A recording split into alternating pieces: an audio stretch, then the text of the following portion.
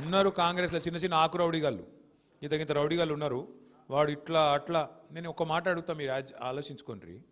వాడు గెలవకముందే గింత నిలుగుతాండు, పొరపాటున గెలిచి నాకు ఏమవుతుంది? ఇడ్లీ బండిలు, కూరగాయల మార్కెట్లు, ఇస్త్రీ షాపులు, సెలూన్లు వదులుతాడా తిన్నా? అందరు నాగం చేయడు. మరి గసంటోలో కోట్లు ఎత్తామా? ఆగం అవుతామా? కాకుర్రి, నేను గదే చెప్తున్నాయి. 10 ఏళ్ళు సుకూనుకున్నాం, ఇప్పుడు ఆగం కావద్దు. రెండోది, మీరు కూకట్పల్లి ఎమ్మెల్యే సాబ్తో కూడా నేను మాట్లాడతా. ఆ మోతీనగర్లో కూడా నాకు షఫీ చెప్పిండు, ఆడ కూడా మీరు ఇదివరకు శుక్రవారం పెట్టుకుందిరా, అట్లే నడిపించేటట్టు కూడా నేను చెప్తా. ఎమ్మెల్యే కూకట్పల్లి కూడా మనోడే, మన పార్టీడే, ఆయనకు కూడా చెప్తా. జూబ్లీ హిల్స్ ఎమ్మెల్యే కూడా మళ్ళీ మన పార్టీ గెలుస్తుంది, ఎవడు కూడా ఆపలేడు. మళ్ళీ చెప్తున్నా నేను, వాడు ఒక్కటే నమ్ముకున్నాడు. ఇప్పుడు బెదిరిస్తాడట, ఏమని? మీరు ఓట్లు వేయకుండా బెదిరిస్తారట, కాదంటే దొంగ ఓట్లు ఎత్తారట, ఇక లేదంటే ఆఖరికి పైసలతో కొనెత్తారట. అన్నీ మనకి ఎరుకున్న ఉపాయాలు, ఇవేం తెలివనేం కాదు.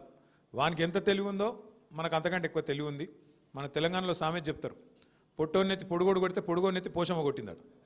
కాబట్టి మీరు అంత తెలివిగా మీరు కూడా ఆలోచన చేయాలి.